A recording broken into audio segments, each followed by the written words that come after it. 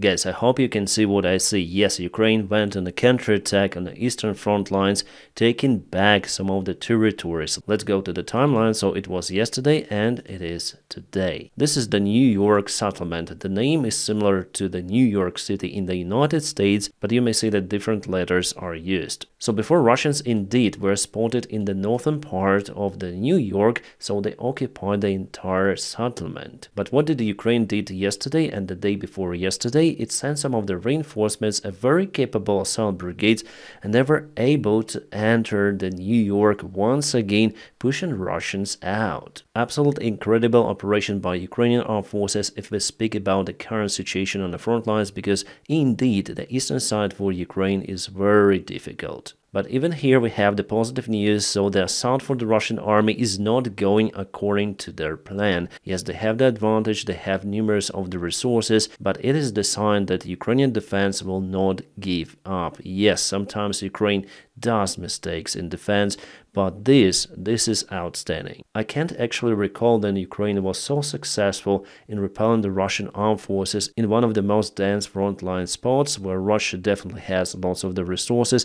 Well, I think that last time it happened was in Severodonetsk city. I wonder if you remember, but it was a very heavy task for Russia to occupy Severodonetsk, so Ukraine went into the city with a counteroffensive action, repelling the Russian forces, but obviously Russia gathered more of their reinforcements and they took at first Severodonetsk, and later on our guys were forced to leave Lysychansk. So here in New York it's a very similar story. Guys, I have to change for the satellite map because it has more details. You can see here the central part, it was liberated, confirmed by Ukraine, by the deep state military map source, and by many others. Hello my friends and welcome, my name is Dennis and this is the latest update from Ukraine. Let's go! You know guys, it isn't the only direction where Ukrainian army was successful with a counterattack. Also there is a very positive update from the Kharkiv Oblast. Let's zoom to the place and you'll see that Ukraine is on a counteroffensive near Hliboke, so the day before yesterday and today. And here's one more confirmation from the Mycos and 3 Analytic. We actually have the drone video. Sorry guys, I cannot share it with you here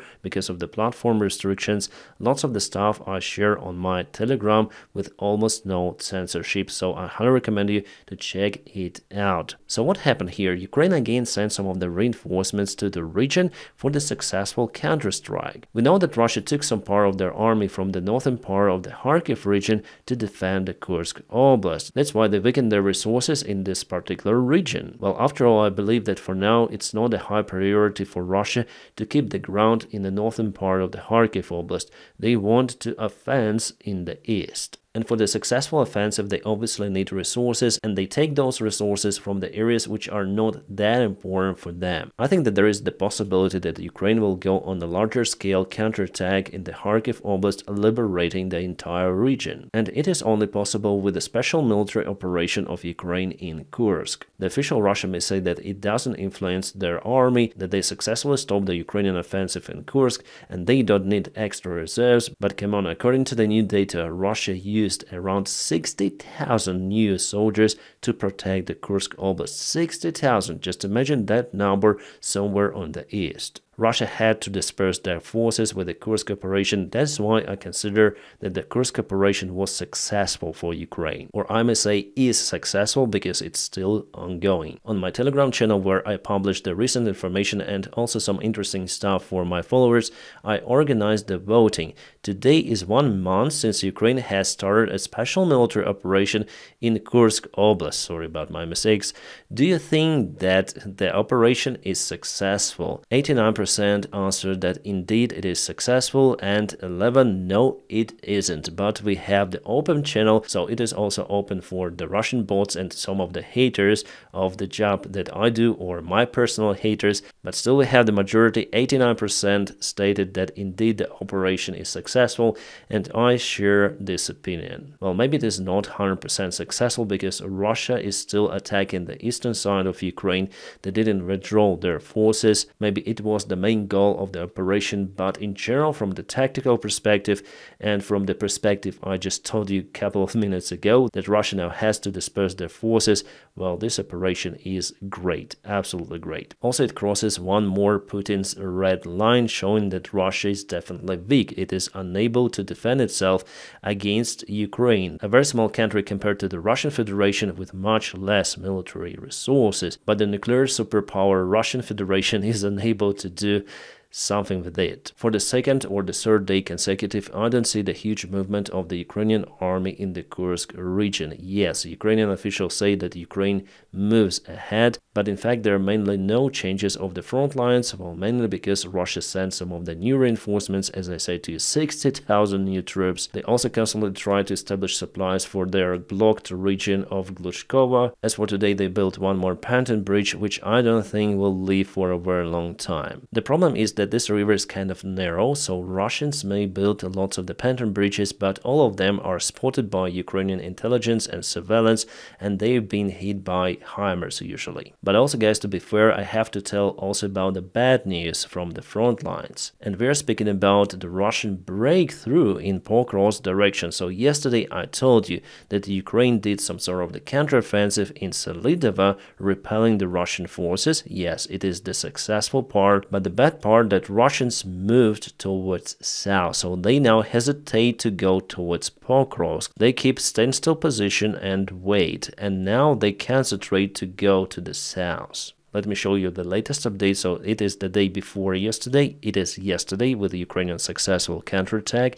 And this is the Russian breakthrough. And I'm very, very concerned about this one, because I understand that all of this entire region is on the high ground. And Ukraine, to defend those settlements, should keep that high ground. Let me show you that 3D map. So here we go. This is the southern part of the front lines where Russians moved recently, and you can see the higher ground is now being taken by the Russian armed forces. Well, relative to their attack, they don't have the advantage in the high ground or something. The terrain in this region is mostly flat, but it has the higher elevation or this vast area on the lower ground. So for Ukraine to keep Russians out from this place, it's absolutely must to have those high elevation territories under control. But unfortunately, we may see the Russian assault, the breakthrough Ukrainian defense. It happened just in the last 24 hours. Guys, I am saying you the situation as it is. It's very, very difficult for Ukrainian armed forces in this place. I know that I told you yesterday that Russians were stopped in Pokrovsk, that the front lines were stabilized. Those are the words of the Ukrainian general commander. I repeated them, and clearly for the third day there is no Russian movement towards Pokrovsk settlement, towards the Pokrovsk town itself. But on the south, unfortunately, the last night there was a breakthrough of the Russian assault forces.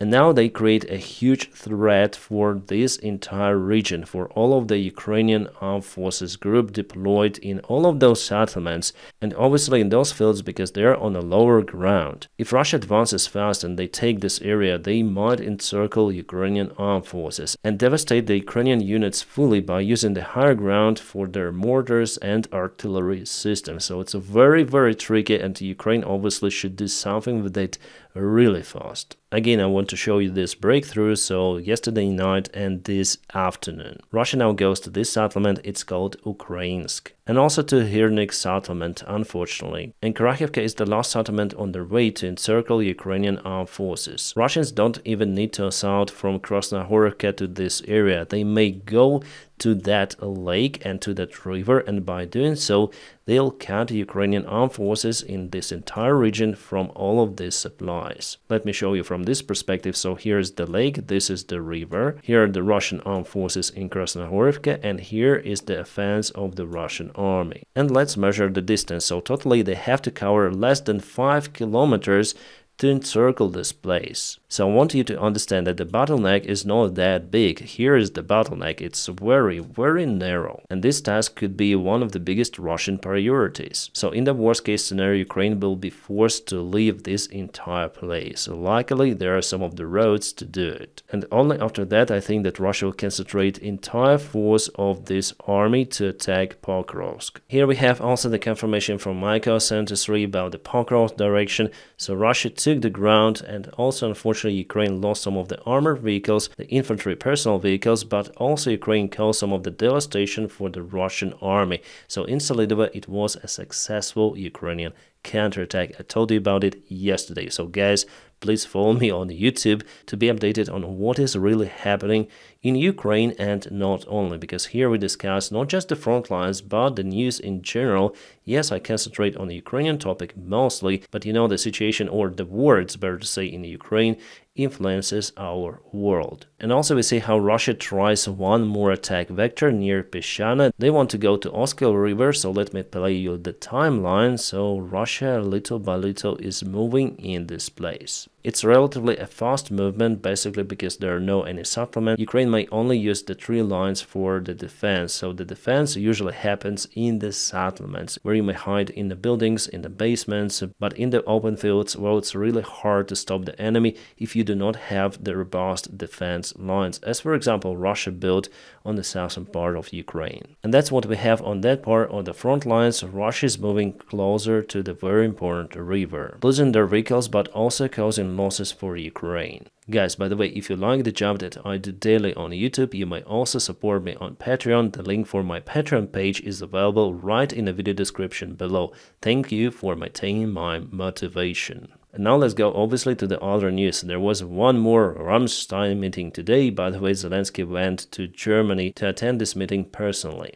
Many of the countries agreed to supply more of the ammunition to Ukraine to maintain the Ukrainian defense, but the main issue with permission for Ukraine to use the ATACMS missiles wasn't resolved on the meeting, even though Zelensky again asked for it. But Lloyd Austin said that Ukraine has its own tools to hit the Russian targets really far away from the Ukrainian border. And yesterday Kirby said that the decision to give ATACMS permission is actually useless because Russia has already removed their military airplanes from the airfields which are bordering Ukraine, so they are out of the ATACMS range. For this reason, I'm 100% sure that under current White House administration, Ukraine will not get that permission. This is the official tweet or the post from the Ukrainian Defense Ministry. You may see the flags of the countries which agreed to send more of the weaponry to Ukraine. The United States with a new military package, thank you. Canada with a bigger package, but it will extend for 5 years. There will be some of the missiles for Ukrainian jets and the training of the Ukrainian pilots on F-16s. Ukraine will get missiles from the United Kingdom, some tools from Netherlands for Ukrainian F-16s, some of the demining equipment probably comes from Sweden, and the emergency assistance from Spain. They will transfer 6 of the Hawk air defense systems.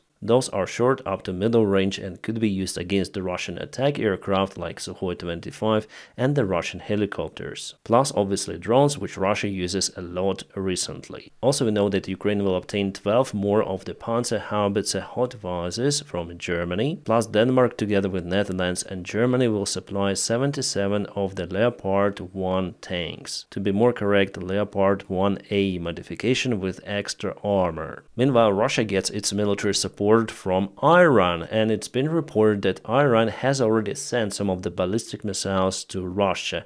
It's bad. Before there were reports at least 2 times, I remember about it, that Iran is willing to transfer those missiles to Russia, but there were no any reports before that those missiles have been transferred. It's the first time, sadly, but it could be true, and Russia may intensify attacks on Ukrainian infrastructure if they get those missiles. Great news for Ukraine. Again, you may see Sukhoi 24 tactical bomber, and here Ukraine tests their own made gliding aviation bombs. Yes, a Ukrainian precise weaponry that is awesome, should be awesome. As well as in Russia, Ukraine may potentially have lots of the simple aviation bombs, and with the properly produced gliding units, Ukraine may have lots of those tools. Also, there is the information that Ukraine will obtain many of those BMPs. Yes, it's not a tank, it's BMP. The name of it is KF-41 Lynx Infantry Fighting Vehicle. It's been reported that Rheinmetall will start to produce those in December this year, and Ukraine will obtain 100 of those at least. Sorry guys, Rheinmetall has promised to deliver several hundred of those units. Several hundred. crazy. I'll read more about those vehicles, look absolutely outstanding, cyberpunk style, but it's interesting to know the performance of the machine, and I'll tell you more about it in our next videos, obviously. But what's about the Russian vehicles? Well, here we have a new modification of the hangar construction. Yes, the new hangar tank with the evacuation slide. Yes, almost like on the airplane, so crew may go there and evacuate from it. Who would have thought that at the beginning of the war we would see this construction of the Russian tanks with evacuation slide? For more than 2.5 years, the war changed a lot, really. So the Russian crew there is just in completely welded cage, and they have just a single way out through that slide. Now we see that even Belarus army started to weld the anti-drone meshes on their armored vehicles, on their lorries, even on their rocket artillery systems. Here I would say that Belarus is getting more ready for the possible war than it was a couple of weeks ago, that they hadn't had any kind of the meshes on their vehicles which they sent to Ukrainian border. By the way, not only to that side, they also sent some of the forces to the border with Lithuania. You know guys, Ukraine recently was really successful in using the FPV drones against the Russian surveillance drones and Russian kamikaze drones. I would say that it's the new level of how Ukraine mastered the usage of the FPV drones against the Russian surveillance drones. Just look at this crazy altitude. They fly several kilometers into the skies, like 2 kilometers maybe, and somehow Ukrainian drone operators are able to fly the Russian drones in the skies. It has never been done like that before. It is really working, and working at the large scale. Alright, and about the United States politics, quite shocking news as for me. So Trump says that he may lift sanctions on Russia if he wins the elections because he believes that they are weakening the United States dollars, the Republic reports. But actually it's not very precise a report. Let's listen to what Trump actually said. So my specific question is, would you strengthen or modify any of these economic sanctions programs, particularly Russia, including the pipeline you mentioned? Well, it's a great question. The problem with what we have with sanctions, and I was a user of sanctions, but I put them on and take them off as quickly as possible because ultimately it kills your dollar and it kills everything the dollar represents, and we have to continue to have that be the world currency. I think it's important. I think it would be losing a war. If we lost the dollar as the world currency, I think that would be the equivalent of losing a war. That would make us a third world country, and we can't let it happen. So I use sanctions very powerfully against countries that deserve it, and then I take them off. Because look, you're losing Iran, you're losing Russia. China is out there trying to get their currency to be the dominant currency, as you know better than anybody. All of these things are happening. You're losing so many countries because there's so much conflict with all of these countries that you're going to lose that, and we can't lose that. So I want to use sanctions as little as possible.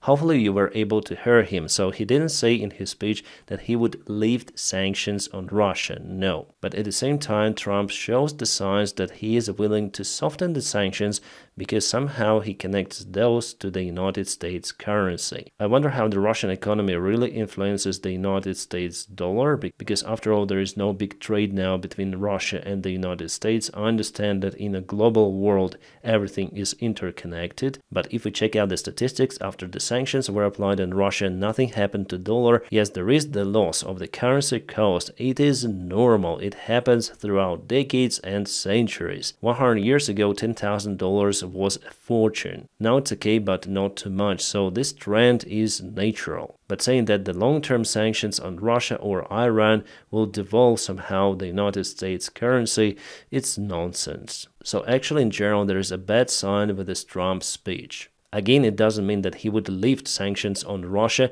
if he somehow becomes the next United States president, but the trend here I would say negative. By lifting sanctions on Russia or Iran, Trump would just justify the actions of the dictator regimes. For example, Putin will understand that if he continuously presses Ukraine, the neighboring state, he will reach his goal. So Ukraine will be for sure occupied in that case if Russia would have enough funds for their economy, because the sanctions would be lifted. It's the worst case scenario that I told you, but again with this possible future United States president, everything is possible. This guy is really unpredicted, so I wouldn't risk to give the destiny of the other countries in the hands of this possible future president. Again, possible. Also on my Telegram channel, I ask you, should I do a Trump-Kamala debate live stream?